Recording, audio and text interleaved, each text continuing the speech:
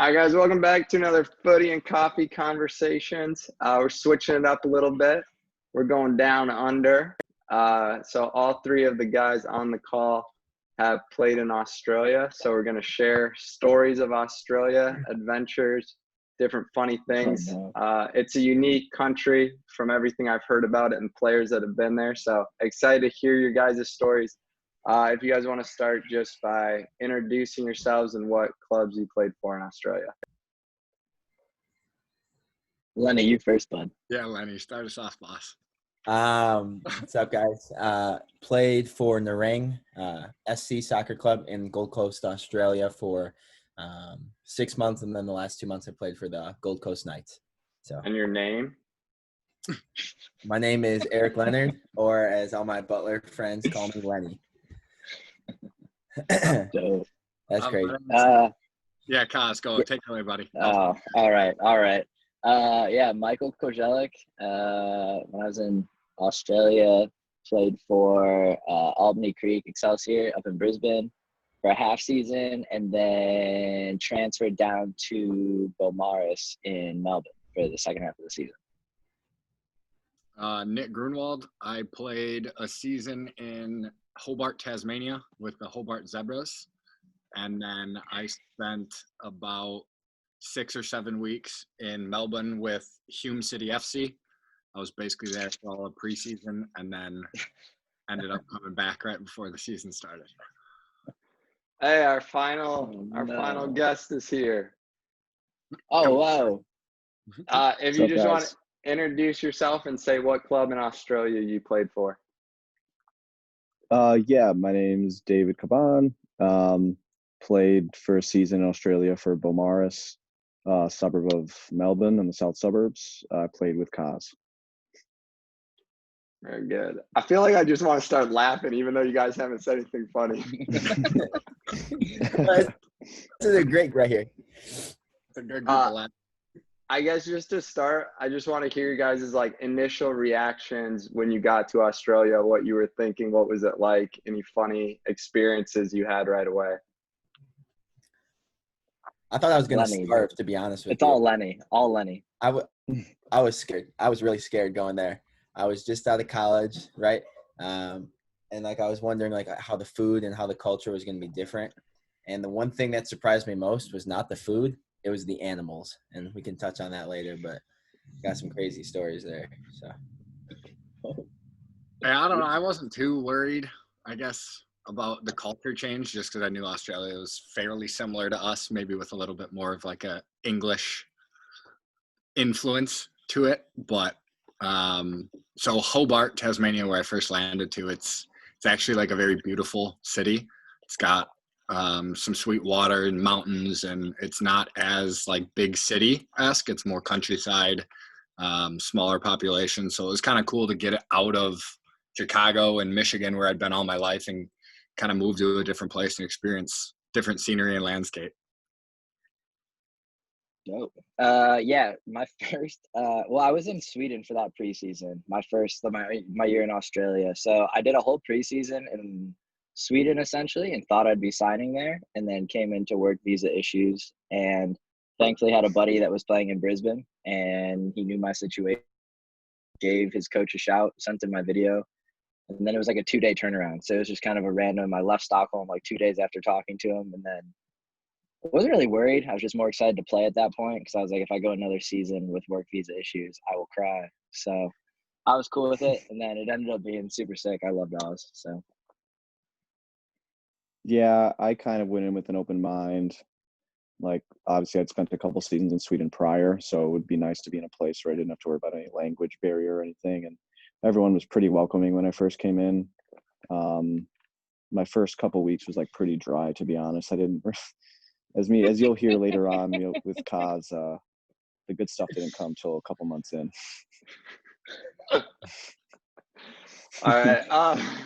I don't even know. It's going to be a struggle, guys. I'm just going to tell you, it's going to be a struggle at some points. So to start, I guess just we'll touch on the animal aspect of Australia. So if you have what animals, funny stories, anything you experienced down there, because obviously they have a lot of different creatures than what America has. Right, right. So just like a forewarning, I hate bugs and I hate like insects and stuff. Like for real, like no joke. I really hate that stuff. And right before I left, my sister gave me like the top 10 most dangerous animals in the world book, and it was like all in Australia, right? So we got there, and I was kind of paranoid at first, just about like little stuff, but spiders especially and stuff. But anyways, the animal that surprised me the most was the kangaroo. Like obviously, like about Australia, you know the kangaroos. You've heard of the kangaroos, and obviously you can go to the petting zoos and you can pet them, you can feed them, you can do all the above. But for me, my first week in Australia was a Friday. I went on a jog down a path right in the Gold Coast area, so kind of not off the beach, about a mile away. And there's a forest preserve that you can kind of go through. And what I didn't know was that kangaroos are in the wild, right? It's just like seeing like buffalo cows in the wild, but I didn't know that.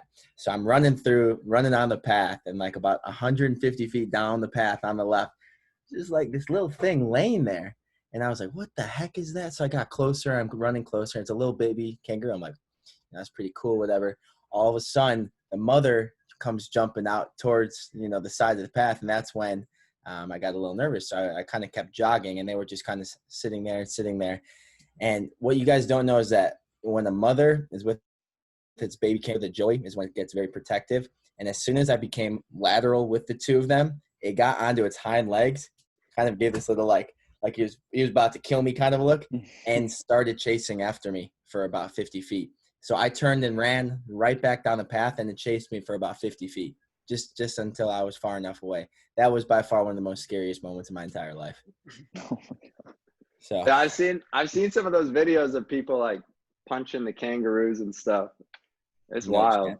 It is crazy. I kept a blog over when I was in Australia, which was kind of cool, and I wrote down most of those stories. But that one tops the animal stories for sure. Different breed down there, dude. I don't know if I had any like crazy animal encounters. I mean, I saw like a few kangaroos and stuff, which was cool. The spiders were nasty though. Mm-hmm. I know that. In Brisbane, like Melbourne wasn't that bad with really any of that. I got to see like wild penguins in Melbourne. That's weird. Yeah, but I guess cool. like wild penguins are down there. And then spiders were nasty. I saw one like decent size, what are they? The huntsman ones down there, yeah. We didn't see like a full size one, but we saw like a pretty like half size one, and it was on our wall one morning when I woke up, and Lucho was who I lived with at the time. And I remember I heard the door just slam, and he was like, nah, dude, we're not going out that door today. And like he opened the screen door, and it's just this fat spider. I was like, oh, it was like half the size of a dinner plate. Yeah, can't those be like as big as dinner plates? Mm-hmm. Oh yeah, they're huge. Yeah, they're like large and they're super hairy, and they just look disgusting. They're not harmless. They're harmless. They're not harmful. That's what they tell you. That's what they tell you. So big that they can't actually bite you. But like you look at a spider the size of like two fists put together, and I mean, the only instinct is get out of there. You're not gonna be chill with that. No, no chance. I had one while I was driving. I think I was driving back from training one of the evenings, and a huntsman like crawled across my windshield on the outside. Luckily, like dude, it was huge. So I pulled up into like a little park that was on the side, and I just started beating it with my sandal. Like, Nick created a 42 car pileup. He turned and then all of a sudden I looked behind me, and a bunch of cars crashed. It was wild. There's a tiny spider called a brown recluse that got into someone's car. So someone in Melbourne went to the countryside, and brown recluse is like really tiny, like the size of a quarter. But if it bites you, you'll die in like a minute. And they found someone saw it in the business district of Melbourne, and they shut down like a 5-block radius just for a tiny spider. They had to have like animal control come and get it.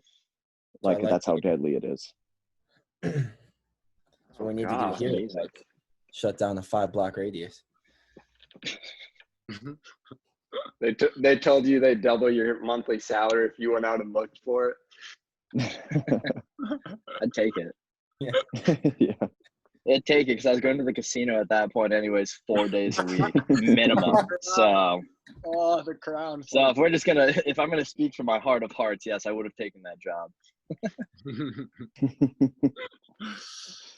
Did you guys all go and like go to the petting zoo to pet the kangaroos and all? Yeah. I didn't. So the places that in Tasmania, they call them wildlife sanctuaries. I Yeah. don't know it's basically the equivalent to the American Zoo. So like I fed a lion with meat through the fence, which was pretty cool. And then they just I did not do that. it was pretty sweet. Like And with a stick or and- your hand? No, he put his tongs, hand. with like metal tongs. But Like- you could put it up at a certain height and it would basically stand up on its hind legs and snatch it, which was pretty cool because you see how huge they are. He fed it with his with his hand. I mean, granted, you can do that in the States, so it's not that cool, but like it was just cool because, as Lenny said, like there's these little joeys that are just kind of hopping around. You get to feed them, you get to pet them. Like they're super chill, kind animals when they're not in the wild. When they are in the wild, you don't try and pet them. That's for sure. I think that was one of the coolest things about Australia. Just everything outside, right? Not even just the animals, but like the beaches. Everything's beautiful, and that's something that obviously, like we've lived in Chicago, so you see the city line and you can go to the beach, but it's just a different factor when you're in Australia, right? The beach is almost half a mile long towards the water and stuff. It's just beautiful. Anybody go Yeah, I think scuba diving or just snorkeling or what? Surfing. Surfing? Skydiving. I went skydiving. Oh, how's I that? forgot about that. Yeah. I was like, huh. Was that for was your fun. dad's birthday? No, my dad just came to visit me for about a week and a half in August, and we went skydiving over like the Melbourne like beach side. It was really cool. That's sweet. Was that scary? Yeah, going up was the scariest part because there's like nothing in the plane besides people. Like there's like it doesn't feel like a hefty plane, so you're shaking all around. But once you get to the top, like the guy on your back is usually like pretty calm because they've done it hundreds, if not thousands of times. And at that point, it's just like, all right, fuck it. Like you just fall, and it's pretty fun.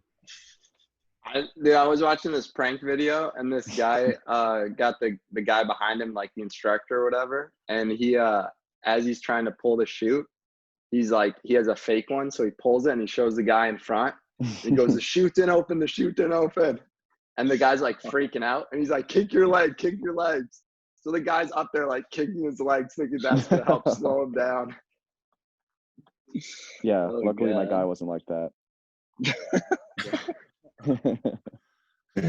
Were you guys scared at all swimming with all the sharks down there? First time I went swimming, I definitely was like a little on edge because I didn't get a book like Lenny. I wasn't blessed to be gifted a book.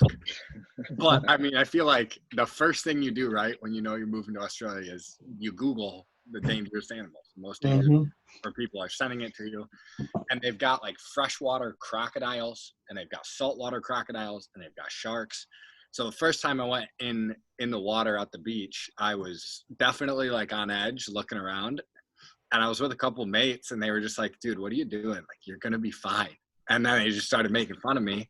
And then after that, you kind of just have to be like, all right, whatever. It's no different than swimming in the ocean in Florida. Like, Nick was checking his shoulder more than in a game. yeah, right.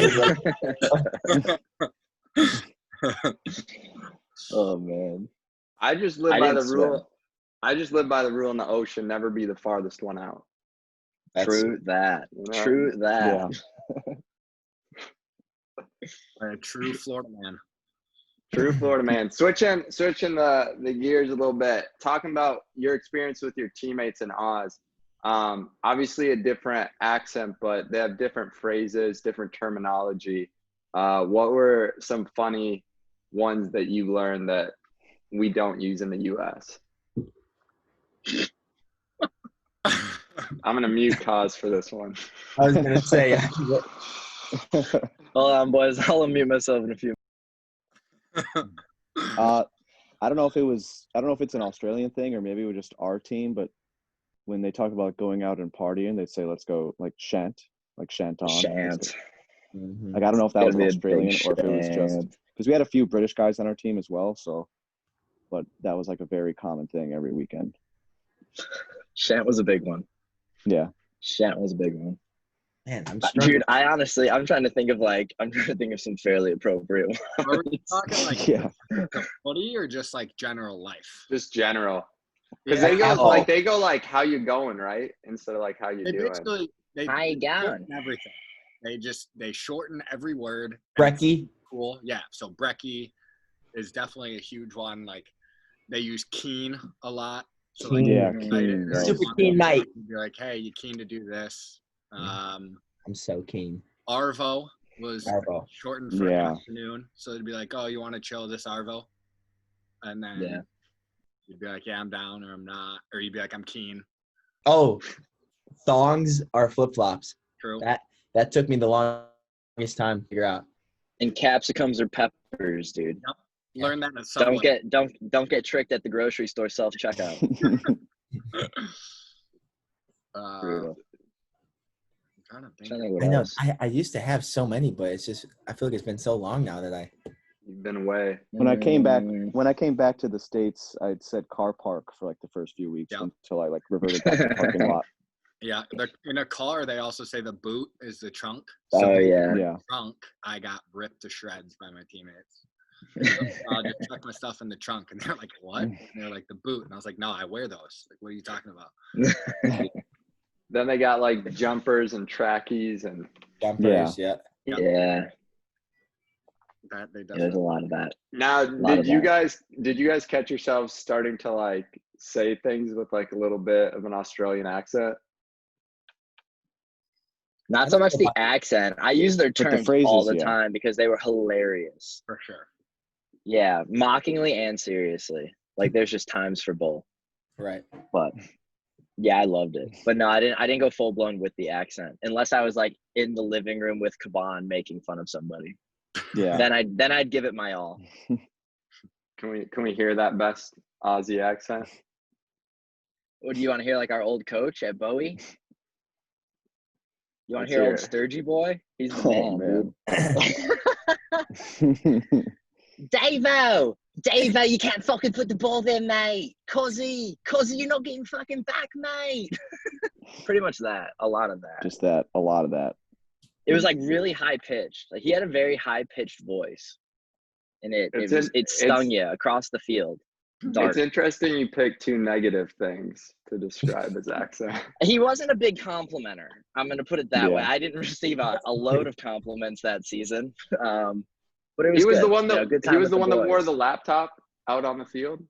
Yes, he Yeah. also He would wore a bring it out. laptop over his shoulder. Never used on it the once field. in Wait, 8 explain, months. please. Like he Explain. walked out with like a satchel or what? Oh yeah. Yeah, like those crossbody Oh, yeah. bags with the laptop. on your That's hip. pretty cool. Oh yeah. That's a power move. That's a fashion statement right there. Right? Bro, Alan I from The never Hangover. met- I never met a man who loved fitness more in his life. I mean, you think Snapey likes fitness, Lenny? This guy was just a different breed. It was just like it was that on steroids to like a destructive point, like where we had just multiple people hurting themselves running. Damn. Yeah, That's we're like possible. 70% of the way through the season. He's like, make sure you screenshot your 4K run. like there's like 5 games left in the season. He's still like having us do fitness. Crazy. Can't stop. What was it like going out in Oz? Is it different going out with the team there than your American teammates? A lot more techno or EDM. Like, Like music way was more. all EDM based, everything. A lot of Women? like house music. Women? Yeah. Mint. Daddy was in a relationship though. Daddy blew it. Daddy was just looking from afar. I was just staring from across bars. That Kaz was lived it. vicariously through me. I lived through Caban. That's why it was. That's why I lived out in the living room.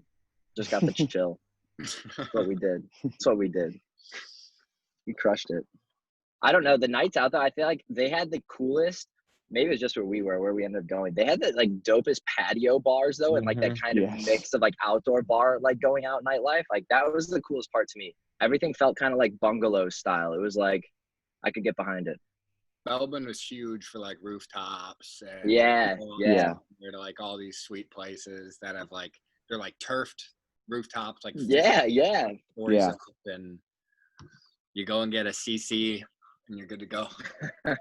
One thing that was annoying though about the nightlife is like, especially like I know in Chicago, but like Wisconsin as well, like when they pour drinks, like they'll pour the Coke and the like alcohol at the same time, and like what you get is what you get.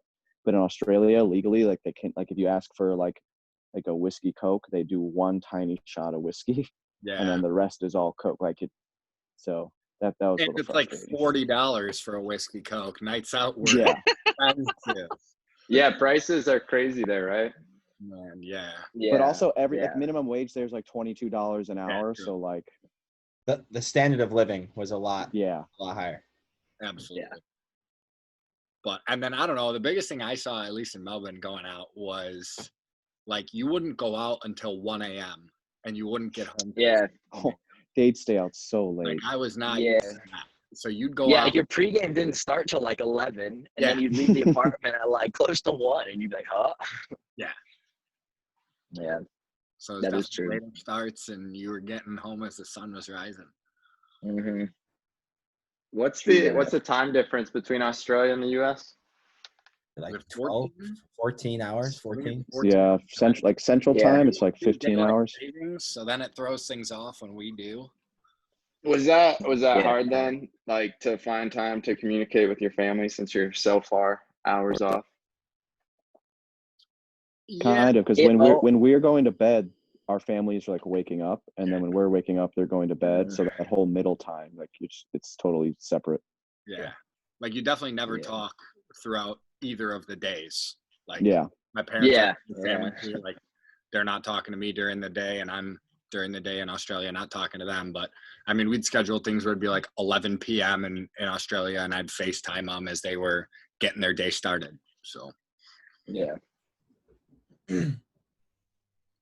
Gotcha. I can add to that. Do you want me to go further with that? I mean, similar. They crushed it. I mean, yeah, it's not ideal really by any means, but it's kind of nice too because you kind of just take a break. Like I found myself in Australia like a lot, just not using my phone a ton and just kind of taking a break and chilling. So I don't know. It had its plus side to it, but yeah, it's definitely difficult to like keep conversation rolling if you like need to be in contact with someone stateside.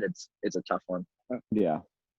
Now, football aside, just living life in Australia, could you or would you be, if you could, just live there as your life?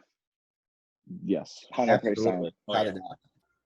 Yeah. It's kind of like if you just took America with an accent and then just said that like all the coolest places to live are all beach. It's just all beach. Everything's beach and water, like the whole way around. And then you got the middle and you just leave that alone.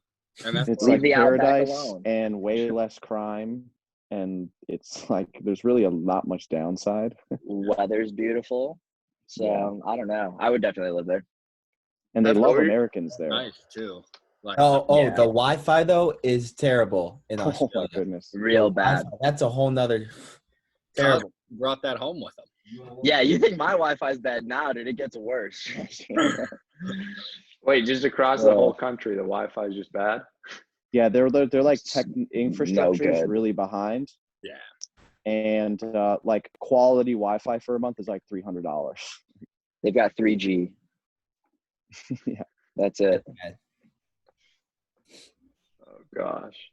Me and Kaz were replenishing our router like every week, and we had to go to the casino every day at that point just to pay for. I our was internet getting bill. sad. I was getting sad of how much I was paying for internet. I was like, oh. Yeah. And that's also Yeah, I think a big difference with internet in Australia is like you pay for like 500 gigabytes of data. Mhm. So instead of it being like speeds and unlimited for the month, you get like an allotment of Wi-Fi, and once you go through it, like you have to rebuy it. Yeah. Imagine Right. that. That's like 10 games of Fortnite. If you want to grind with your friends on the weekend or Warzone, it's like, what do you do? No chance. Oh goodness. A lot of LAN parties, local parties for sure. Local. Hey, can we hop on your Wi-Fi, please? We really need to. Please hotspot it. Oh, my gosh, dude! My first yeah. year at university, it was the first year they had like Wi-Fi. Otherwise you had to plug into the wall, and on the Wi-Fi you were given 8 You're gigs. old, dude. Yeah, you were are given old. you were given you were given 8 gigs of Wi-Fi for the week, and if you went over that, like for streaming and stuff, it blocked you, and you had to go talk to your hall director. You had to then unban you. My How many God. times were you banned, Matt? How many times? Only once. I had mono, so all I was doing was streaming Netflix, and it just banned me in like 2 days. Oh Jesus. You're out of here, pal. But like the hall director made it like so serious. He's like, I don't want to see this happen again. Or what? Oh man. So you were mentioning the casinos. I feel like those are got to be some good stories in there. If you want to hear the rise and fall of man, I have it for you. The short synopsis. Some dark nights. So Give me before those this, Spark Notes. I was fairly familiar with casinos. You know, you go in every once in a while here, mess around with some buddies, whatever. Well, I never played craps before I went to Australia, and Caban essentially almost ruined my life. He got pretty close, but I battled the addiction and I beat it. And I'm here to tell the tale. So we went one night with our backup keeper Dino at the time, and we started playing craps. And I had an unreal throw. I threw like 57 times or something, but didn't know what I was doing or how to play, so I made no money. I made everybody at the table a lot of money, myself no money. But I was like hooked after that. It was so fun. So it was literally like 3 trolley stops away from our house, and the trolley was like a block, like on the block corner where we 10-minute ride, and we're there. So we jump on every day, just bum a ride, and we trained at night. So we'd get up in the morning usually and like eat, work out, and then we'd be like, all right, well, we've got 10 hours to kill. So we go to the casino and just sit there, dude, sometimes for like 8 hours at a crack, just playing craps. We met some old dudes there, and they were teaching us how to play, and they were like big spenders. And then we started having some good days. We had some big ups. I think we both won like a little over a G one day. And then we had some rough our days. first 5 days didn't go total, we were up about $3 to $4 grand our first 5 days. It was a lot. And then it didn't end like that, so don't gamble. We lost a lot of that. A lot of that didn't come home. Yeah. I feel like I saw that right in the movie 21. I saw that whole same arc and then demise. Right there, Yeah, dude. some guy, there was a British guy named Rory who we became friends with later on, but early on, there was some Aussie guy who I'm pretty sure was like 100 millionaire, maybe billionaire, who had a black card. Oh, Royce. In order to get a Royce, the Royce, old guy? Yeah. In order to get a black card, like if you have a black card at Crown, you can be anywhere on earth, call the Crown Casino, and they will fly you to Melbourne. Like that's, I don't know how much money you have to spend to get a black card, but that guy was on black card status. He'd always invite us up to go to the mahogany room upstairs, like the room you could smoke cigars in and stuff. He'd be like, oh, you guys should come on up. And I'm like, and he's like, but the table betting minimum is like $25 for any bet. And I was like, my guy, I got to stay at the $5 table, my guy. I'm not up there. I'm not up there. Yeah, they have good buffet. Dude, the Crown Casino in Melbourne was huge. It was one of the biggest places. There's a mall inside of it. So it's like right on the edge of the river, like right downtown Melbourne. So it's gorgeous, like location. Inside there's like a couple food courts. There's nightclubs. There's like shopping centers. There's a mall inside of it. Like it is massive. Yeah, there's like Louis Vuitton stores and like 5-star restaurants. It's like, whoa. Yeah. Yeah. Basically, you're telling me I should have played in Melbourne. Yes. Probably. I'm just saying you could have came south. It would have been fine. Get chased by a mom kangaroo, go to the casino. Yeah, dude, your choice. Choice is yours. Dang. Dang. Yeah, there's some long days there. There was one day it took me 8 hours. I was there for 8 hours, a full working day, and I finished dead even. I was down about $600, and I got super lucky for a few hours, and I ended up getting even, and then I left. We got there at like noon. I got home by like 10 p.m. It got to the point where Dave wouldn't wear certain shirts to the casino, dude. They had bad juju. We could only wear certain shirts to the casino. There was a green shirt. Me and Kaz lost when I wore this green Nike shirt twice, And Kaz Got made me go waxed. change. He made me go change when I was wearing it the I was third like, time. do not wear that shirt to the casino today, dude. Oh yeah, it was bad. What's the total losses over the season? To be fair, I came not out much. ahead, dude. I came out ahead magically. I finished about dead even from the time that we started playing to the time, like 2 months later, to the time that we were like hung up we became gold members in a couple weeks. Actually, we were there so much. But you guys want to know? You guys want to know what a teammate Caban will do to you? Okay, so we'd go to the casino sometimes, and if I'd be throwing, we'd obviously both be betting. And then if like he didn't feel the juju or something like that, he'd pull his bet. He'd be like, my bet's off, as if like he's saying he thinks I'm gonna 7 out, like I'm gonna screw the table. And he'd turn his bet off like right before I'd throw, and I'd be like, oh, like just no love at the table, dog. Like we're gonna do that. I was like, yeah, it got bad. It was intense. Jeez. No love for the teammate. No love, dog. He had no usually faith like in if my someone throwing. if you throw the dice and one of the dice goes off the table, you get to re-roll. But that's like really bad luck. So like if Kaz accidentally threw off the table, I'd say like bet's off. And then and then he'd wait for me to lose my money. I feel like I'm like awakening something by talking about this. You're gonna, as soon as this ends, just straight to the casino. I think yeah, we need to stop this right now, dude. I've only gone a couple times since coming back to the States though. But it's like it kind of scarred us because like most people when they go to the casino, they'll go in with like $50, maybe $100.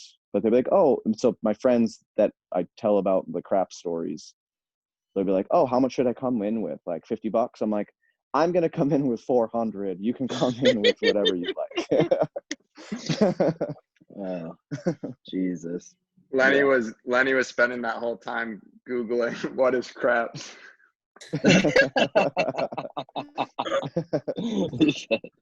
Spot on. Oh gosh.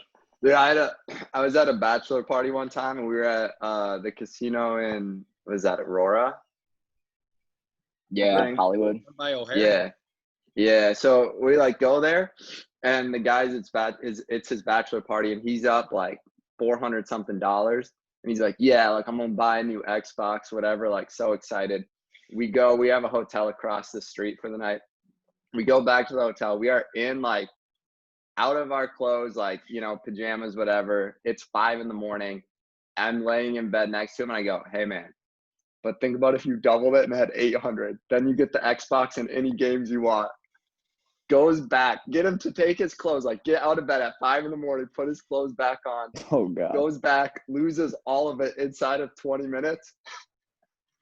And then I go, you're awful. This is what I said to him though. I said, I hope you learned a valuable lesson. Always stop when you're ahead. Oh my! I would be so sad. He's never wanted to go back.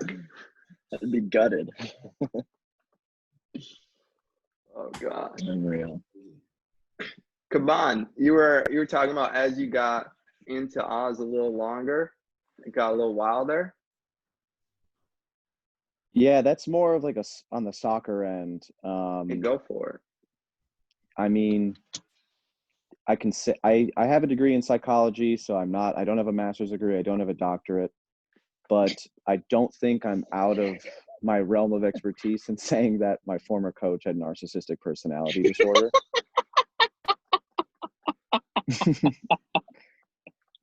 And did this. Please do tell. It was just really strange. Like obviously I had experience with the Puerto Rican national team, played in Sweden for a few years. Like obviously I'm not Ronaldo. Like I didn't come in there with like Mr. Big Shot. Like I just wanted to enjoy playing soccer. And he just, I think we're both like, we both played center midfield. We're both like similar height as well. Like I guess we were probably both like pretty similar to like Leonard. Like me and Leonard were like it's like a hard nose, like number 6 kind of player. And like I don't know if he was like threatened by me or something, but it was just really, it got really like nothing I could do was right. There was a preseason game.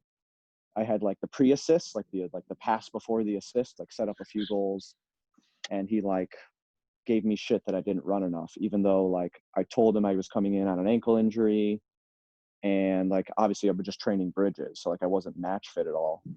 I forgot about that. The ankle. Yeah. Isn't that when your ankle Yeah, like spun like way out? Yeah, my ankle spun up like over 90 degrees, like to the outside during a bridges session. Or just turf will And- get it, dude. Yeah, and I was wearing like vapors, so like the super aggressive studs just like stuck into the turf. So I was still coming off of that. I mean, I was still playing decent despite like being only probably like 60% fit just because of my ankle. Yeah, it was just almost the whole season, just taking jabs all year. And it got to the point where like I was getting obsessive. I know I'm gonna divulge a lot I'm of not info laughing here. at So, you. like, I'm laughing at Kaz. Kaz is making me laugh. Yeah, So, like, killing me. Is that dang ankle? I'm being teleported, bro, back to a different time. Dude, just don't Keep going. look at Keep going. Kavan's face. Keep going. players on our team. This is before Kaz got there, but there were 2 players on our team.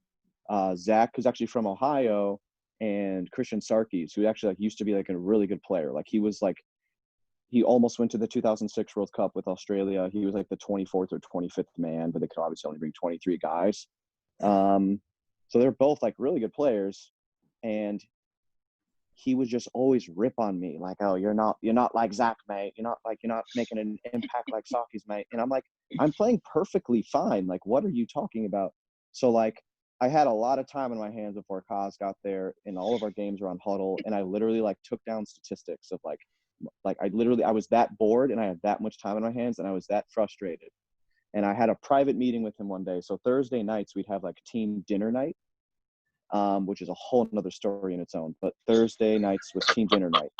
And I waited for all the players to leave, all the staff to leave. I'm like, Sturge, can we just have a one-on-one conversation? Like, obviously, like if someone's going to wait for everyone to leave and take you to a private room, what does that mean? I probably want to keep this private. So I talk to him, I give him my little spiel, and he like the reason I did the whole stats thing is because all preseason and early season, he's like, I'm a stats guy, mate. I'm a stats guy, mate. So I'm like, all right, well, I'm going to hit you with some numbers. And he's like, he just basically just told me. So I basically told him, I'm like, well, like if Zach and Sarkis are like the pinnacle of the team, like, and you look at my numbers, they're actually similar or better than them in like all these categories.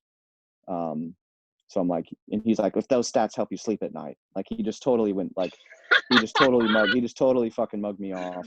And then he went and told Zach about that conversation right after. And I didn't know about that for months until Zach like let it drop in the group chat. And then it ended up that like he lied to Zach and a few other players about what I actually said, because I was super complimentary of Zach and Sarkis. I was like, they're really good players. I'm not saying that they're bad players. I'm just saying that like I'm performing on their level. And like he made it seem like I called Zach a crap player. He made it seem like all these things. And then after it came out to the team, then the whole team just kind of, he lost the locker room after that point. Like Good old-fashioned drama. Every time I did something good, the team would lose I could complete a simple back pass to the keeper and our team would be like, great pass, Davo. Like they would just go above and beyond to like make sure that like, yeah, it was crazy. He was, yeah, I don't really know what good terms, appropriate terms I can use. There probably aren't any, but yeah, it was, it doesn't even sound as bad as I'm explaining it, but Kaz can attest to it. It was every session, every day, no matter what I did. He would like, Poor Davo was the punching bag. He was just everything. There was a trick. We did a finishing session and I scored like 4 of my 5 shots. Like I was on fire. And our keeper, he was like, Davo, like you're a really good finisher. And Sturge goes up to our keeper, like behind the goal. He's like, Large, don't tell him that he's good at shooting. He's going to get confident. Like that's what he told him. Like just completely trying to, yeah. I'll be honest with you, Gaffa uses some of those same tactics. I've seen him do it once or twice. Just really beat Don't down give on the Kaz the players. confidence. I'm a big stat guy, so. I've seen this. Yeah, so it was a pretty, but it was cool to see like the guys rally around me, and like it kind of brought me closer to my teammates. I was pretty close to them. Like it was probably the best locker room I've ever been in. So it was pretty nice that like from the team standpoint, that they all had my back, so that helped keep me sane. Yeah, that's tough to perform well when you have a coach like that Yeah, undermining everything. I was yeah, thinking though, literally everything. yo, that sounds like in The Office when Michael's talking about like Pam or whatever, and he's like, "Oh, she's like a really great artist." I would never tell her that to her face. Yeah, exactly. Great. I love the. I felt more like a Toby actually. Every time I walked in the room. Oh, it like, was that bad? Oh, it was it was bad. It was bad. Oh my god. Dude, that's bad because that's where like asbestos is a silent killer. And he goes, "You're the silent killer, Toby." You're the silent killer, Toby. So what man. did you say at the end of the season when you guys like parted ways? Did you let it fly a little? Not really. I played it pretty PG because the last 10 games of the season I played out of my mind. Like I was like, you know what, like F this, like I'm just gonna like do me, I'm just gonna enjoy it. In the last 10 games of the season I was playing really, really well. And like at that point, like I was playing so well he couldn't really like deny that I was. So he's like, "I'd really love to have you back." Like he tried to be all nice to me. And I was just like, yeah, we'll see. Like I'm not sure. Like and then I just kind of mugged him off. I didn't really start any confrontation. But a couple weeks later, he got into a conversation with our goalkeeper. This is when I was back home in the States, and our goalkeeper actually like let him have it because he had an argument with our goalkeeper because he didn't want to re-sign our goalkeeper because they thought our goalkeeper was too big of a personality, even though he was like the glue to the whole team. Mind you, he was a big boy. Big Yeah. boy. Large. His nickname was Large. His nickname was Not Large. for that reason, but his nickname was also Large. Yeah. So Okay, carry Large, on, Davo. Sorry. Yeah, no, Large. That was some great added commentary we needed. Yeah. Large That was let him necessary. have it. He just was like, "We all know that you lied to the team about what Davo said. Like, we all know, like, you don't think we see through all that." And he brought up a few other instances that don't have to do with me, with other players. Like, "We know you lied about this. We know you lied about that." He's like, "You lost the whole locker room halfway through the season." And he just let him have it and just kind of, and then that was the last I heard of him. And then he got fired from Bowie a few games into the 2019 season because they were not playing well. And, yeah, I hope he doesn't find happiness. My gosh. ESPN, this just in. Oh my God. Nick, Lenny, you guys like your coaches? So Yeah, mine was. my coach was hard. He was harsh. He was a 65-year-old British guy from Leeds. So he played for Leeds for about 8 to 10 seasons. And I mean, he knew everything about the game. And he played center back. And obviously, being a center back myself, like I just wanted to listen and absorb everything. But he played very classic old-fashioned English football. So it wasn't a whole lot of possession. It was basically defend and win by pressing and winning the ball in their defensive third, so we can just go counter. But I mean, he was harsh, but at the same time, like he would praise when you would do good, which I think is the right balance as a coach, right? Like if someone's not performing to the standards that you need them to, you got to get on them. But at the same time, if someone is performing well, you've got to show praise. So I did definitely. Absolutely not. Never show praise. Except for the cons. But, I really liked the balance of that. And he was just funny. Like we would be up 3-0 at half, and someone would be, mainly me, would be talking to the refs too much. And he would, for about 5 of the 10 minutes at halftime, would just rip into me about shutting my mouth and this. And then he would just say he's having a cig. He'd go out the changing room, he'd have a cigarette, and they'd let us deal with it. So like it was very old school, classic. But I mean, I learned so much just about the game and especially defending from him because of his resume, not only playing, but coaching, for playing in the Premier League and League One for years. Like, I don't think I ever learned as much as I did in that 1 year. So I had a great experience. That was in Hobart. And then when I was in Melbourne for preseason, we had a player coach, actually. So he was, I think, like young or mid-30s, but he was a baller. So he played in English League One, so third tier over in England. Had like over 200 caps in that league, and like he was a beast. He was so good, and I guess he blew out his knee when he was younger.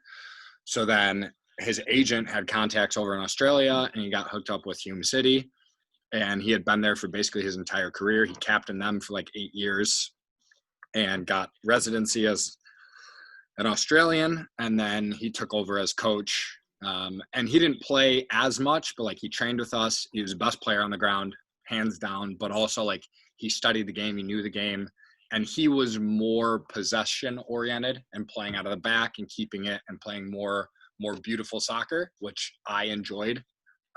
As more of a ball playing center back, I liked that. So yeah, I kind of had two different, I guess, mindsets or different ways of playing, but I enjoyed them both, definitely. You had the old I school heard and that- the new school. Exactly. Is it true or false that your GM was an absolute nutter? So yes, Steve. Yeah, I heard Hume City. I've heard so many rumors. got So a sketchy reputation. yeah, there's definitely some stories that are like you hear about and you're like, I don't really know if I should sign for the club. Basically, he was more or less like a gangster. Like that was what That's he tight. to make money. And you didn't really ask questions. You didn't really deal with him at all. Like I met him once when I signed my contract, and that was basically it. He sat up in his office in the top of the stadium, never left it. You didn't talk to him. You dealt with his like secondhand man, and you dealt with Subordinates. Oh my you doing? God. I said all the subordinates dealt with you. He Yeah, was the big exactly. man. But no, I mean, there were definitely like rumors of different stories that had gone around of him like pulling guns on players. That's the one I heard. Yeah, there's basically. I heard he brandished a weapon at a referee. So I don't know if this is true, but the story that I was told before signing, because I had a couple. So when I played in Tasmania, I had a teammate of mine who played in Melbourne with Bentley Greens, like one of the best clubs over there. He played for them for like 8 or 10 years, and then he was from Hobart, so he was just a fly-in. So he didn't train with us. He trained with Avondale, who were in NPL in Melbourne, and then he would fly over with us for games. And he was telling me some stories about how Steve, the owner of Hume, like there was a player that they had, it was a couple years before I was there, but he was like going out and partying, didn't care about football, was basically just taking the piss and collecting a paycheck every week. And Steve didn't like that. Steve wasn't going to put up with that. So he took the guy out to dinner. This is the rumored story. Oh, he took the player out to dinner, just them two, at like a super fancy restaurant in Melbourne. And they were just having like a casual, nice conversation. And then he started saying like, hey, I don't think your mind is in the right place. Like you're taking advantage of the situation. I don't like that. And the rumor is that he pulled out a gun. He set it on the table. And he said, don't make me use this. He said, use your head and get your head right. In front of, it was a packed restaurant. And he just put it on the table. Did he pay for dinner at least? I got no idea. I was just like, look, I'm here to play some good football. It was a good setup. Like their facilities were awesome. And it is beautiful. He was pumping a lot of money into the club. And he was really passionate about it, but his passion was a little extreme at times, for sure. He didn't funnel it in the right way. Yeah, it was so they were all like screaming at us in that language, and I had no idea what they were saying. I just tried to play my footy. Lenny, there's a little you side got story. Yeah. no guns, anything? Listen, No, mine are that's so fine. anticlimactic You're compared to you guys. I just tried to avoid. Yeah, for real. My coach played in Wales, and he was a tactician for sure, which was one of the reasons why I actually went over to Australia. The most important side of football for him was the technical side, which is ironic for me, which was a great fit. So like I'm going – what's so funny, guys? Come on. You're not the dog. You start laughing.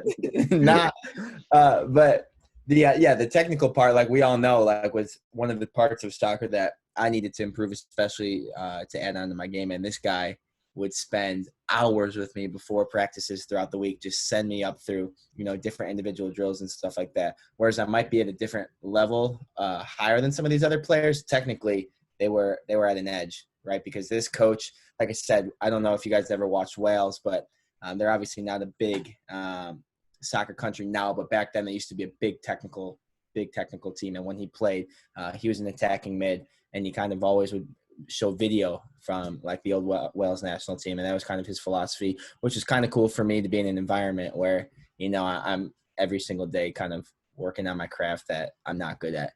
So that was a good experience for me. I had him for one half the season, and then I had an English guy come in. He was more blue-collar worker-esque, so me and him kind of got along right away. So that was a good fit. But all in all, both my coaches in Australia kind of took me to the next level. I still keep in contact with all those guys today, and it was kind of fun because I lived with a host family in Australia. So I got to see the touristy side of it, but I also got to see the family side of it too. And they had a son, and it was just overall my time in Australia was very well spent, soccer and non-soccer related. So no guns, no So wholesome. no $600 casino deaths, no. I was chilling, man. Wow, big chilling. Yeah. I know you just had like the chill Australian experience.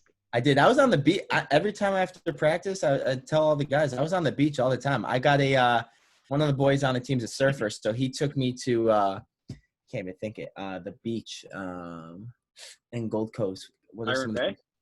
What was it? Byron Bay. Myron Bay. We would go there every Thursday and Friday after practice, and we'd go out. And you knew if you weren't good enough, you didn't jump off the rocks with the other surfers. You just kind of swam out and watched them on your surfboard and pretended you were surfing. That was me. Right? What they would do is they'd pull up in their trucks, they'd all grab their boards, and they'd, all right, mate, let's go. And I'd be running behind them. They'd jump off the cliffs onto the waves. I'd be like, all right, I'll walk down and around and kind of paddle out. Watch guys. So, it was fun though. It was a really cool experience and stuff like that. There were hundreds of surfers every single day there. So that was a big part of Australia for me too. How long did it take you to get up on a surfboard? So I actually learned how to surf like a couple of years ago in Hawaii, and then I have two of my own boards in Florida, in Florida. So I surf occasionally, but these guys are next level. These guys got their GoPros on their head. I saw a guy that had to be about 75 years old, and he had his longboard going out with his hat. It didn't even get wet. He stood up and he was just kind of floating right in. So these guys are next level. They have the balance. They've grown up doing it, so it's more natural to them. So I'm still waiting to get up is your answer. I'm still waiting to get up, on the board. I appreciate the honesty. Problem. I feel like we have to have Nick share his great story. I feel like that can't be overlooked. Yeah, earlier you were talking about like, hey, would we move back? And I'm like counting down the months till I'm unbanned. So yeah, I guess we'll start from there. So season 1 ended in Tasmania. I signed a contract in Melbourne. Came home for about a month, trained at Bridges, and then I went back. This was to Hume for preseason. And it was about, I don't know, maybe 2 months of preseason that we did. Training, I think we trained 4 days a week, something like that. And then we had friendlies every weekend. I was playing in games. I was doing real well. And then, so the biggest issue with getting your second year is, one, either you got to go do farm work or like manual labor, or two, you got to get a club to sponsor your visa. So when my first season ended and I was looking at clubs in bigger cities like Sydney, Melbourne, some of the better NPLs, which is the second tier in Australia, I was reaching out to teams. A couple of teams were reaching out to me, and Hume's head coach reached out to me, and he was an English player who had his visa sponsored. So he reached out to me and he was like, hey, we're interested to have you come out. So when the season ended, I actually went out and I played like a trial match with them. we talked through some things, and he was like, look, the visa is not going to be an issue. It's no big deal. We sponsor players all the time. So I figured that was probably the best case scenario, because all the other clubs that I talked to, it wasn't in their cards to sponsor a player who needed a visa sponsor. So I had all of the, basically you need a bunch of paperwork that more or less is a shady way of saying you did the work, even though you didn't. So they had, again, my boy Steve, the owner, had some farms that he worked with that would write off the hours saying that I worked at a farm, even though I didn't. I was just training in preseason.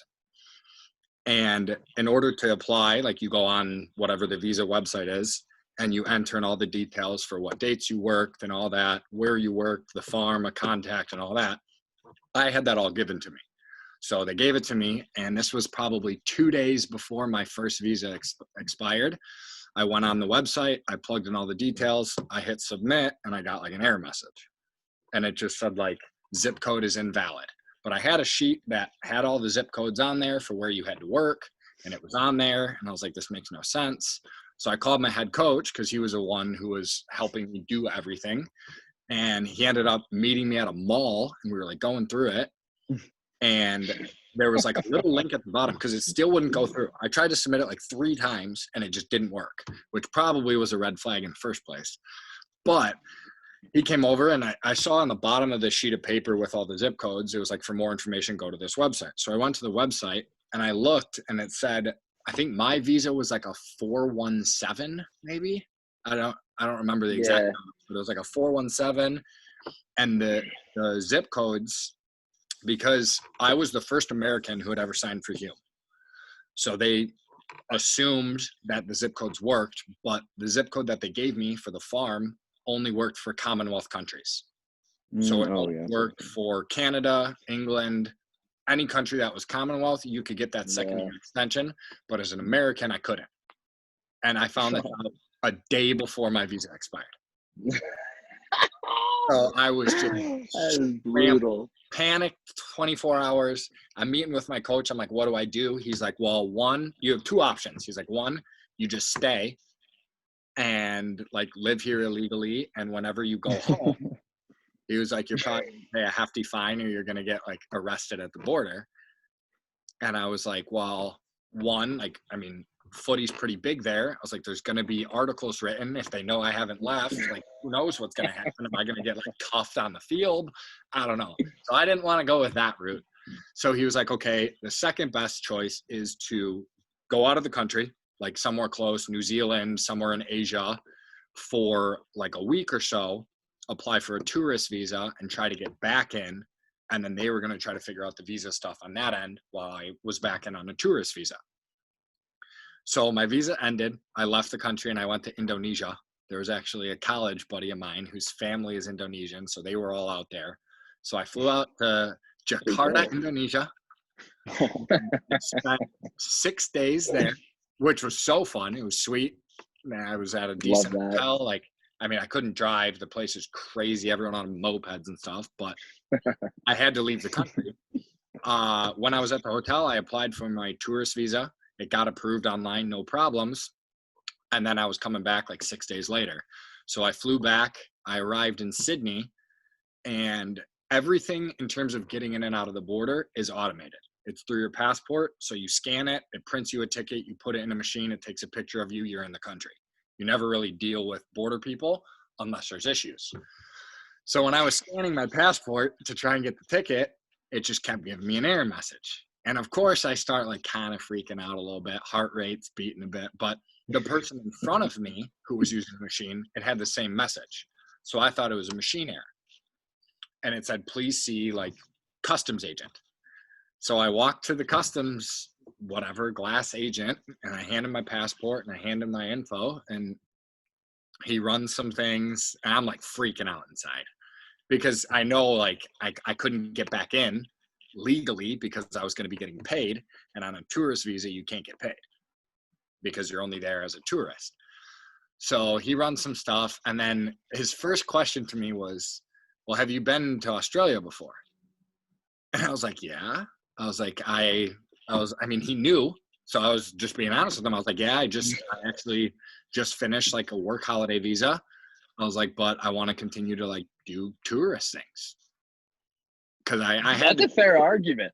yeah, I had to basically be very black and white and obviously not say, hey, I'm here to play soccer and make money. But I had to explain that I had met some people in Melbourne and that I wanted to continue to travel around. So then he was asking me, well, how was I going to afford it? So I had to show him on my phone, like my bank statements, that I had enough money to survive. And he was like, where are you staying? And I was like, oh, at friend's house. And they were like, your friends are just going to let you stay there? And I was like, yeah, they're my friends. Like, what do you mean?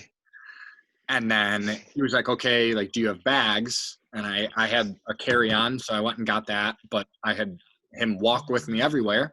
And then he was like, okay, well, we need to take your phone. And okay, I could have probably said no, but then they would have just not let me in the country. So I gave him my phone, and I was like, okay. And they put me in a holding cell. So it's basically like Been there, brother. Been there. Yeah, basically an interrogation room, locked on both sides. There's a buzzer on the wall. You got to push if you need something. How much are you freaking out? Oh, I'm shaking. I'm sweating. Like Looks like you just got out of the pool. Yeah. Oh, I mean, at that point, the minute they took my phone, I knew I was screwed. Because like I had been texting my coach about it. I was texting my parents about what I was doing. I had my contract on my email. Like I had everything. So I'm sitting in this room for probably an hour. And I don't know if they're just sweating me out or they're like actually just trying to find stuff. But I'm in this room by myself for an hour. Nobody's talking to me. Nobody's doing anything. And I had a connection flight from Sydney to Melbourne that I obviously missed. But so then these two guys come in and they start asking me like some simple questions about what I was doing, what I had done. And I was again trying to be very vague, not really give them concrete answers. And then they pull out about 10 pieces of paper that they slap on the table. And then they pull out a video camera and they pull out a mic, like a recorder, voice recorder. And they're like, all right, well, we're actually conducting a legal interrogation, a legal interrogation, because we believe that you're here to work and you're not on a work visa. And like, I mean, the printed pieces of paper they had were texts with my coach saying how we could like get around the system. It was my contract, 3-page contract, printed out saying X amount I was getting paid every week.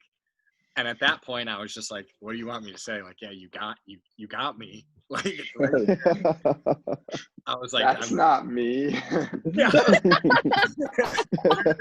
Whose phone is this? I stole that phone. But yeah, so at that point, I had to be honest. I was like, "Yeah, look, I was here to play soccer. My club messed up the paperwork." And they went through all my stuff. So they went through my backpack, my bag, and I had all my farm paperwork in my backpack. And they saw it and they were like, well, did you even do the farm work? And I was like, no, but like, you know that. And then they basically said they would give me a half hour to like come up with an argument or a defense for why they should let me in the country. Which, I mean, I was never going to win that. Nothing I said would have mattered. You just write sorry. Yeah.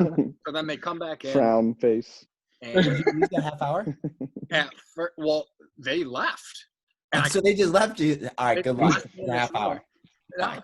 And then they were just like, all right, we'll give you a half hour. And when they first started questioning me, like they were very intense and like very intimidating. I mean, that's their job. But then once I was honest with them, I was like, look, I was here to play soccer. Like Australia used to have a sports visa, so it wouldn't have been a problem, but they got rid of that like 3 years ago. So that wasn't an option. And I was just like, look, I was trying to still play soccer. Like I'm chasing a dream. And I obviously didn't go about it the right way. And I asked them if there was any way that I could get like a 3-day grace period to just get my stuff. Because I had everything in a house. I was living with 3 guys in Melbourne, and like I had everything. All my stuff was there, and all I had was a little carry-on.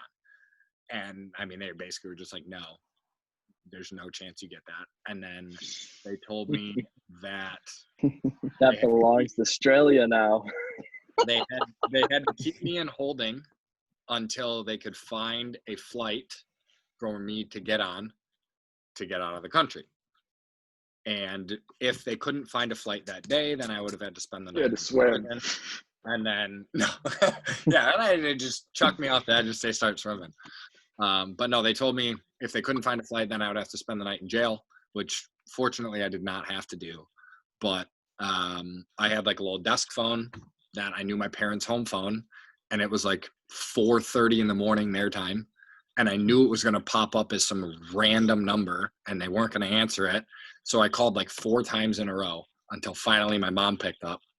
And I was like, hey, Mom, like, I'm kind of locked up in Australia. I'm coming home. And so I explained the situation. And then my dad actually looked online for flights that had open seats for me to like basically demand to get put on. Because I didn't know if they were going to actually try and search for a flight. I didn't know what they were planning to do. Like, I wasn't really their problem. They were just going to hold me. So there was a flight like 5 or 6 hours later that I was able to get a ticket on. And so then they had to call in like the Qantas agent to come in, and he asked me what happened. So I had to explain the whole thing to him. Then I bought a flight or a seat on the flight. And then because it was like 5 hours later, they couldn't keep me in the interrogation room. So then they have these like holding cells that they put me in with like a cot. So I was in this thing sleeping, trying to. I was so jet lagged because Indonesia is 8 hours difference from Sydney. So I had flown from Jakarta to Indonesia, and then I didn't know what day or time it was. I was locked up, sleeping on this cot. Where am I? If I wanted anything, I had to push a buzzer on the wall and have like someone unlock me and ask what I needed to do. If I had to go pee, I had 2 agents walk me to the bathroom, stand outside the stall while I peed.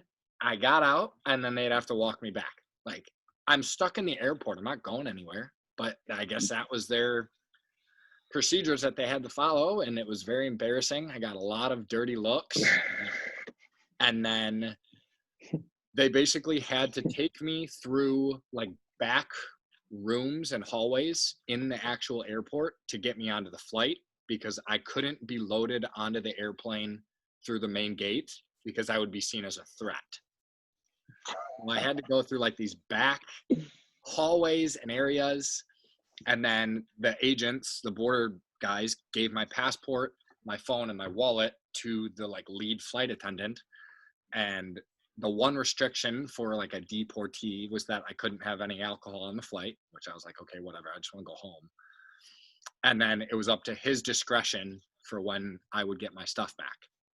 Obviously, once I landed, I would get it, but he could give it to me immediately. He could give it to me halfway through. And he asked me what happened, and I was like, look, I was just trying to play soccer. Like, I didn't even do anything. And so he gave it to me right away, and then I got a flight to Dallas, and I got a flight from Dallas. Wait, real quick. I was going to hope that he was going to say, you have 30 minutes. That's time to convince me why you need your phone. Oh my gosh, no way. But yeah, so it was pretty intimidating, pretty wild. And so, yeah, they told me I'm banned for 3 years. So this upcoming January will be when the ban is lifted. And then we're going to have a ban lift party. Absolutely. And then they basically told me that if there was any reason why I needed to visit Australia in that 3-year ban period, that I could go to like the embassy in the US and explain reasonings why. And like, I mean, I haven't needed to go or wanted to go. So that was more or less the deportation story. And so, yeah, I'm blacklisted until this January from Australia. Why did you not call Steve with your phone call? I didn't have his number. I had to have my mom Facebook message my coach to tell him that I wasn't going to arrive in Melbourne because he was going to pick me up from the airport and take me back to my house. And then, so the 2 kids I was living with, it was our keeper and then our left back, who the left back was another import. He's Canadian. He actually plays in Finland now. But my mom messaged all of them and was like, look, Nick's not coming back. And then like a week later, I think like 2 days later, I ended up going back to Bridges. And Brett was like, what are you doing here? You know, frickin' Brett. So confused, thinking I was still in Australia. So I'd explain to him the whole story. And then, yeah, I don't know, like 2 weeks later, I went down to Pittsburgh, was on trial with the Riverhounds for like 5 weeks. And then they released me like 2 days before the season started, and I hung them up. Classic USL. I know. Like, Unbelievable. What a guy. unreal. Do you ever get your bags back? I did. So I FaceTimed my buddy, the Canadian Zach, and I had to go through everything that I wanted to keep. And I was like dealing with the club, trying to get them to pay for my stuff to get sent back because it was their fault that I was deported in the first place. But working with a mobster is not necessarily the easiest. So I was dealing with the head coach who had to talk to ownership and try and get money from them. And he just basically said, look, he's not our problem anymore. We got to find another import. So he wasn't paying $1 for me to get my stuff back. So not only did I have to pay for my own deportation flight home, but then I had to pay $1,000 to ship 2 suitcases of my stuff back home. Jesus. Hey, it makes some of Caban's nights at the casino not look so bad. Yeah, it was brutal. But Now, Hey, when where it, you when it happened, I was watching that Australian Border Patrol show, hoping you would pop up on one of them. that's funny. Man, that would have been a good one. I think I would have been decent on the episode. Besides me like crying and stuff, that's just we'll forget that part. Oh, Did anyone else have any issues going through security? Because I know they're pretty notorious at customs. nah, No, it was pretty smooth sailing. 0. Yeah, I know they've gotten a lot more strict. I think after, I don't know, after all of this, I've heard of at least a couple people who have run into the same issue, just trying to play. I know a few others who have the 3-year ban, dude. There's a few. There's a few. Yeah. Yeah. Mhm. Yeah, we had this kid, Nick, come through who just changed our entire system in the airport, so we got to really lock things down. But and He's a big threat. the thing that I learned was like you could definitely still get away with doing the tourist visa, but you have to go home for a much longer duration of time. I think the reason I was flagged was because I left only for 6 days. So there's people I know who have gone home for 3-4 months in between seasons, trained, stayed fit, then they go back on a tourist visa and they're fine. Yeah. There's nothing that's Or if flagged. you like wipe your email, wipe your text, Yeah. have Well, some and that was the thing. fake conversations saying, "Can't wait to see you, bro." Like, Yeah, I had a couple buddies who were trying to do the same thing, but they had been home for a little longer, and they obviously saw what happened, and they reached out to me, and I was just like, "Dude, you can't have anything on your phone." I was like, "Literally everything needs to be deleted." I was like, "No messages, nothing," because I mean that was their only proof, right? They would have had like hunches about it, but once they had the solid proof of my contract, that was Game over. GG. Did you should have said you're like a YouTuber and you make like fake videos and you were like the contracts and all were just made up and you were just, making a fake video that you were playing football down there. An elaborate lie. The issue Frank. about it too is that there had been 2 preseason articles written about the upcoming season, and one of them was about my partnership with the other center back, and it was fairly obvious that I was there to play football and make money. But Oh God. story for the ages, How terrible did you feel on that flight home? On the flight, it was like a relief because I was just getting out of there. Like I just wanted to get home at that point. But like while I was in the like holding cell for like 5 hours, my mind was just racing. I was just like, I don't even know what to do. Like, who knows what's gonna happen? I didn't even know if I was gonna get onto a flight. And then once I was on the plane, it was actually like a relief because I was heading home. Yeah. It's not an Australian story, but I feel like if we're talking about holding cells, Kazi, you should share your own experience. Oh yeah, lucky me. Yeah. So similar, I'd say. But not really. I was just going back for regular preseason this year. And this was like when the whole pandemic thing like very first started. So I kind of knew it was going to be risky anyways. And they had been talking for like a week about, oh, the borders are going to close like any day, but I hadn't heard anything. So I was like, all right, let's get out of here. So I left with our keeper, Tony, both out of O'Hare.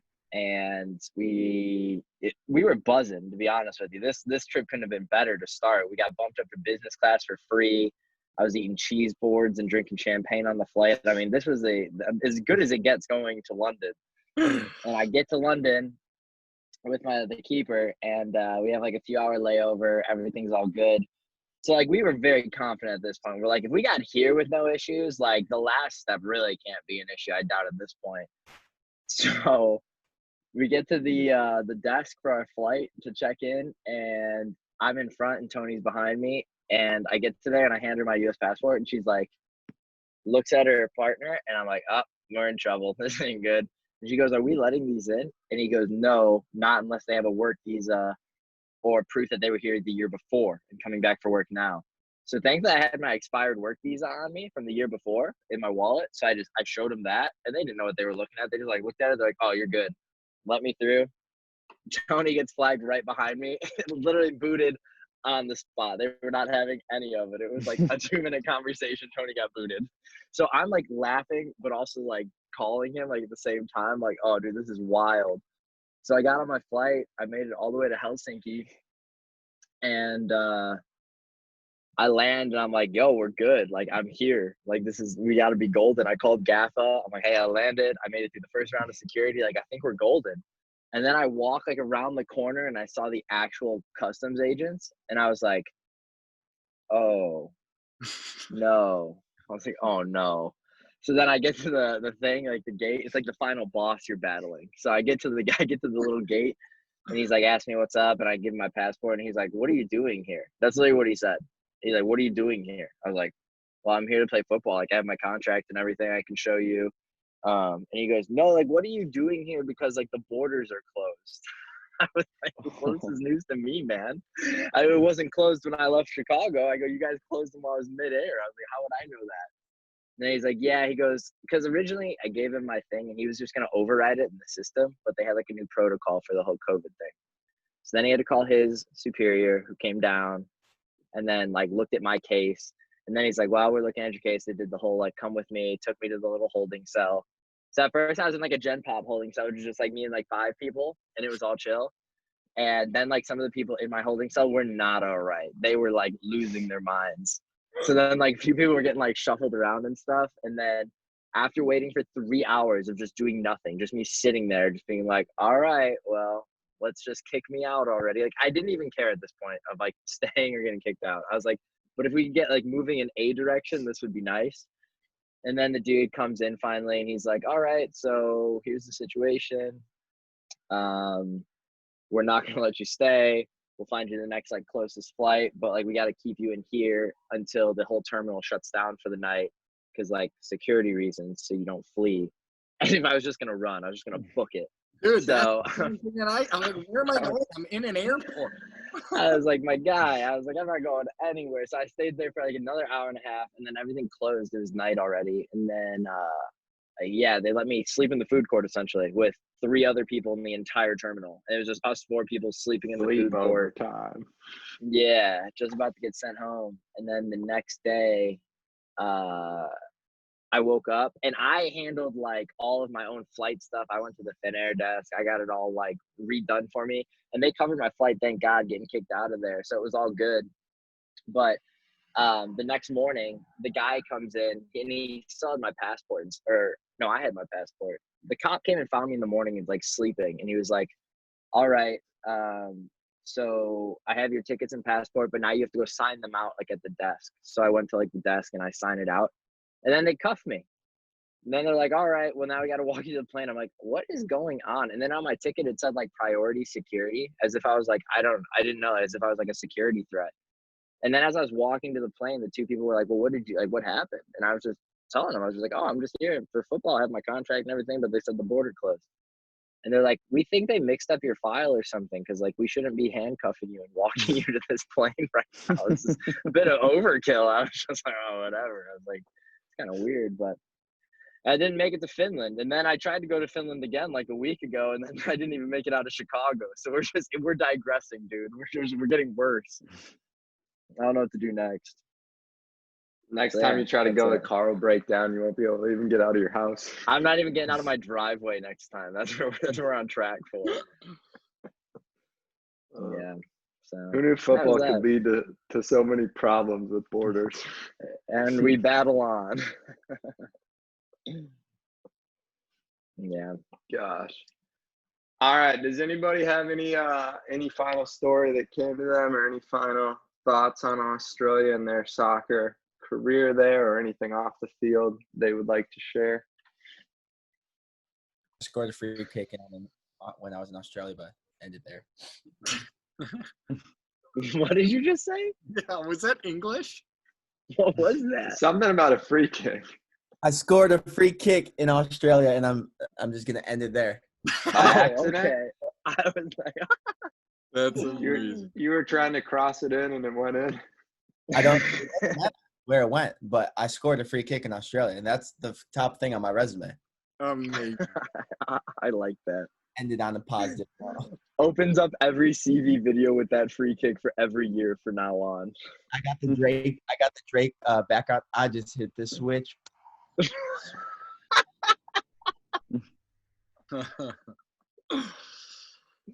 Anyway, I feel like you're telling the truth about that. That's the sad thing. Yeah, 100%. Yeah, I feel I'm gonna get off this and just YouTube It's on my video. It's on my Instagram, boy. 100%. Go down a couple posts, you'll find it. So 100%. That's class. Oh, Well, thanks for Owen, sending. yeah, man. Thanks for doing it. I appreciate hearing your guys' stories. Of course. anytime. No problem. That's been real. Anytime. Yeah. All right, We boys. got It's been real. And obviously, my 5-a-side bridges would be the 5 of us here. So there's no. Absolutely. yeah. Done. Yeah, you guys wanna you have in your mind, you have a 5-a-side? I don't even think to ask. If you want, you can do your 5-a-side. Have I already 5-a-side? Do I have to do a second one? No, you already did it. Done. Be safe. I'm gonna choose the 5 right here. Boom. Yeah. Check mark. Unstoppable. That's such a safe team. That's so safe. I like Bro, it. Wow, that's you're a team politician, dude. that's a team that'll defend, I'll tell you that much. We're not Yeah. gonna give up goals. We're fine. Hit kids. The only time we're scoring is if Taz takes off on those long runs, and we Yeah. Oh man. Who's the last one to sub off of this spot? Who's the what? Oh, dude, I'd be Last one to gassed. sub I'm off. going out first. I'm gonna need to stop 30 seconds. tough. Right? I'd say we'd have to say Lenny definitely does not sub himself off until he's the last one standing. It wouldn't matter how tired he was. He'd go for it. He'd literally go until he croaked before he'd sub himself off. I know he would. It's selfish, but Oh Unreal. gosh. Come on, you All got right, a boys. 5-a-side? Oof, probably just us 5 right here. Yeah, say it safe. Say it safe, safety guy. Safe answer. Yeah. All right. with All right. Jeff Gall in goal. Now I've definitely had enough, dude. I'm hanging up now. My time here is done. All right, guys. Hey, thank you. Have a good day. See you guys. Appreciate it. Appreciate it, dude. Thanks for doing it. Peace, guys. Boys. Bye. Cheers.